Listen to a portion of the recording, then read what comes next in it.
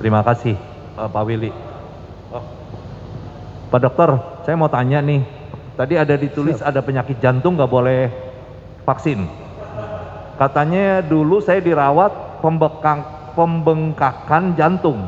Iya. Itu boleh nggak Pak Dokter? Iya, betul. Ini memang tidak secara penyakit jantung ini Pak Hermawan kan banyak sekali.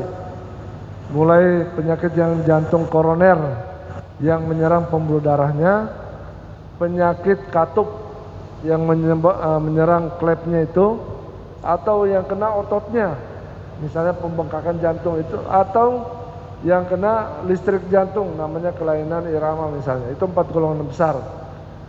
Kami tidak secara spesifik disampaikan jenis penyakit jantung apa yang tidak boleh.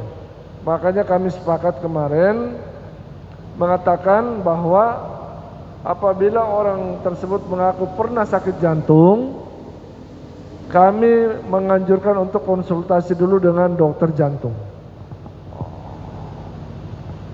Apabila dokter jantung merekomendasi untuk divaksinasi, kami siap.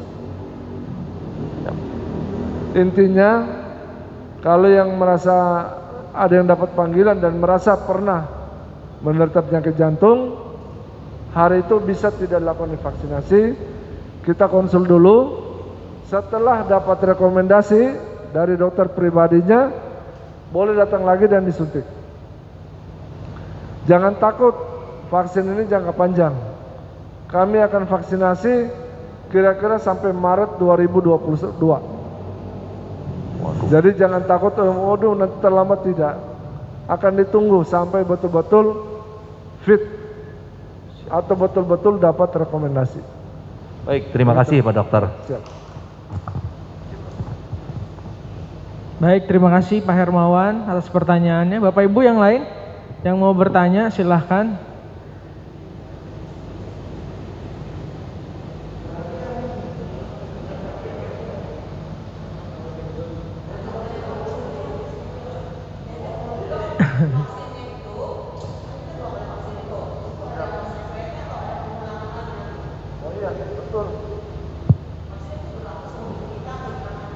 Gini, vaksin ini akan menerima ibu dan bapak akan menerima vaksin dalam 2 dosis.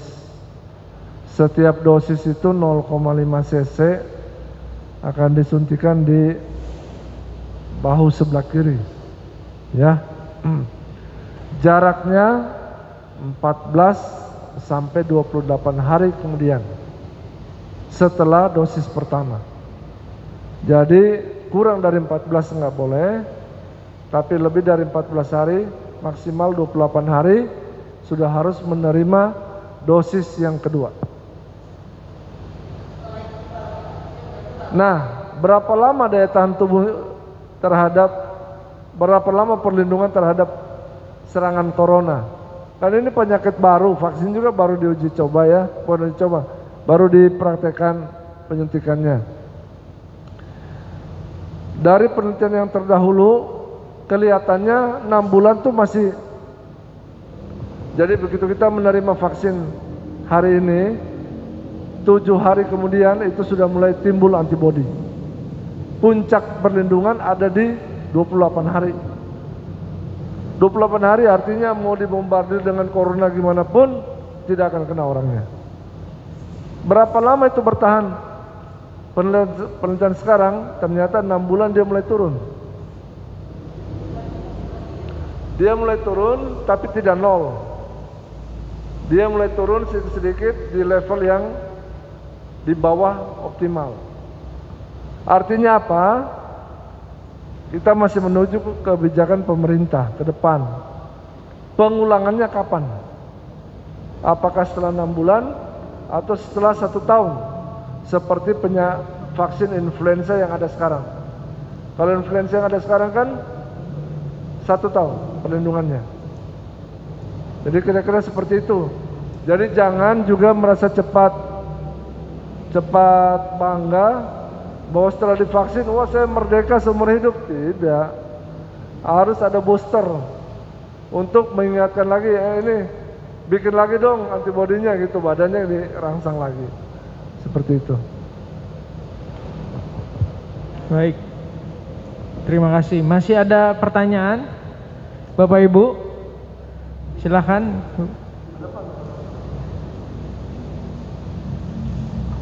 Terima kasih. Pak Dokter, saya umurnya 62. Saya pengidap darah tinggi.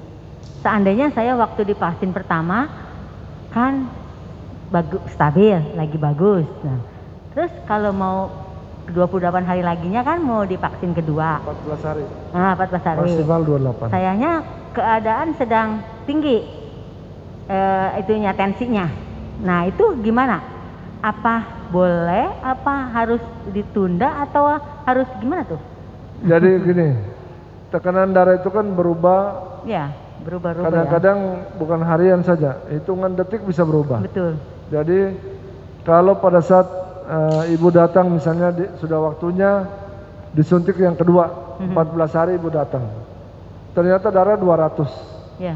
Biasanya disuruh duduk dulu. Oh gitu. 10 menit, 15 menit tensi lagi. Begitu turun jadi 17 suntik. Oh gitu. Kalau 10 menit, 20 menit dites ternyata masih 200, ibu pulang dulu. Konsultasi dengan dokter, minta obat darah tinggi yang dosisnya dinaikin atau dikombinasi, yang satunya obat, yang tadinya satu obat menjadi 2 macam obat. Kalau sudah merasa turun datang lagi disuntik. Saya pikir kan tidak hanya satu kesempatan, ini masih jangka panjang gitu. Boleh datang kapan saja setelah kondisi sudah stabil. Jadi nggak ada luasa ya? Oh tidak. Yang penting gitu. jangan melewati 28 hari. Oh gitu. Ya. Terima kasih. Ya, sama-sama. Terima kasih. Silahkan Bapak Ibu bertanya lagi. Saya coba mewakili yang lain untuk bertanya ya. Ya. Begini dokter, saya punya anak masih umur 1 tahun 5 bulan dan saya mau punya anak satu lagi kurang lebih Juni lahirnya. Nah kalau bayi kan juga sering divaksin sebulan sekali ya dokter. Ya. Nah ada vaksin-vaksin tertentu nggak yang dikasih ke bayi atau ke anak balita yang itu nggak boleh barengan atau bisa jadi bertabrakan, atau yang memang justru bayi atau balita nggak perlu divaksin? Tidak. Jadi gini, kalau untuk vaksin imunisasi dasar lengkap namanya, ya seperti misalnya hepatitis B itu 0 hari setelah kelahiran. Jadi begitu lahir hepatitis B juga bisa langsung diberikan. Terus kita menginjak kepada misalnya BCG ya untuk TBC. Kemudian ada DPT, kemudian ada hepatitis B yang HB1, 2 dan 3 jadi 0, 1, 2, 3. Ada campak, ada namanya rubella ya, itu imunisasi dasar lengkap yang wajib diberikan kepada bayi. Kalau untuk vaksinasi COVID itu kan sampai sekarang tidak ada rekomendasi. Ya, itu mah masih yang rentang usia tadi itu 18 59 dan nanti di atas 59. Di bawah 18 belum. Apakah ada yang bertentangan? Tidak. Vaksinasi yang namanya bulan kedua dan ketiga itu namanya DPT combo. DPT combo itu sekali suntik itu 5 isinya. Difteri, pertusis, tetanus, hepatitis B, sama pokoknya ada 5. Hemavirus influenza tipe B.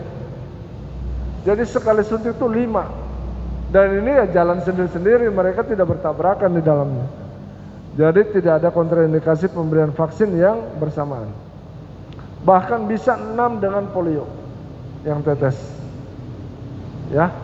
Seperti aja kita minum obat. Kan bisa minum obat 1 kali minum 10 biji. Bertabrakan tidak, punya jalan sendiri-sendiri, ya. Baik, terima kasih dokter. Silahkan Bapak Ibu bertanya lagi. mumpung ada. Silakan Romo.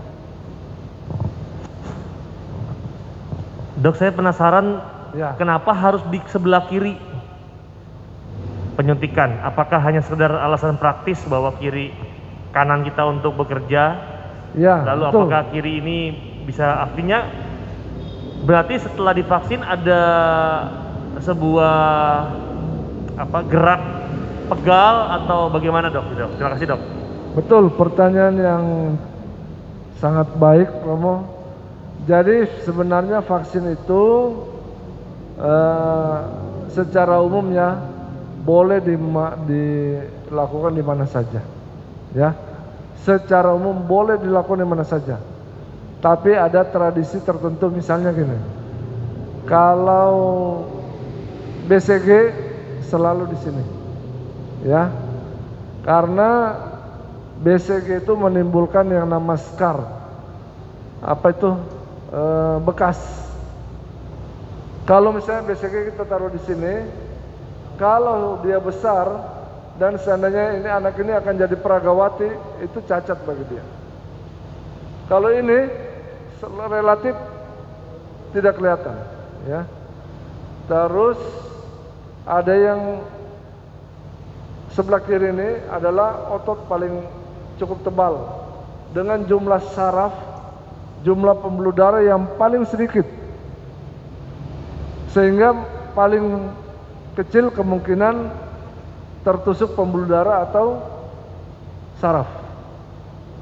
Otot ini nih, ya, termasuk otot paha, paling sedikit dilalui saraf dan pembuluh darah.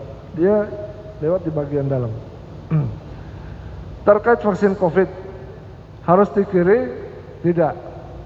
Kami ada pertanyaan, Bapak kerja pakai tangan apa? Nulis pakai tangan apa? Saya kidal dok, kanan itu suntiknya. Karena apa? Kita selalu memasang standar yang tinggi. Seandainya tangan yang dipakai bekerja, misalnya tangan kanan disuntik di kanan dan dia bengkak, ya dia nggak bisa kerja dong. Kalau sopir misalnya 1 hari nggak bisa kerja dia. Kalau yang kiri ya dia masih bisa kerja, masih bisa nulis. Kalau seandainya kan ada reaksi lokal, pembengkakan, panas, sakit yang sifatnya lokal. Tapi kalau dia 2-3 hari kan mengganggu. Ya Romo, jadi tidak harus kiri. Kalau dia kidal pasti disuntiknya tangan kanan. Karena apabila ada efek samping, tangan kirinya masih ini. Siap. Baik, terima kasih. Jadi alasannya lebih ke praktis dan tadi ya dok. Ya. Siap. Silakan Bapak Ibu, ada yang mau bertanya lagi? Silakan Bapak Erwin. Ayo, Erwin. Saya kan ada alergi obat. Kalau salah obat tuh suka bentol-bentol.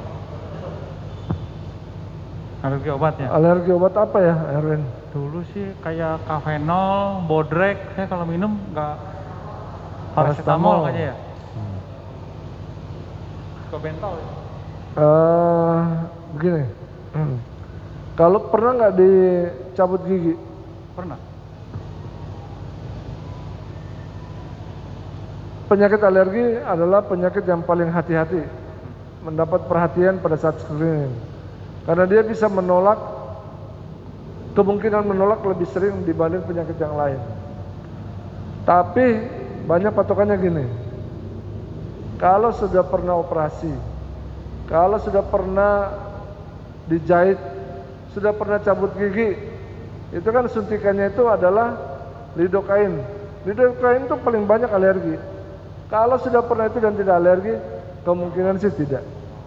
Ya.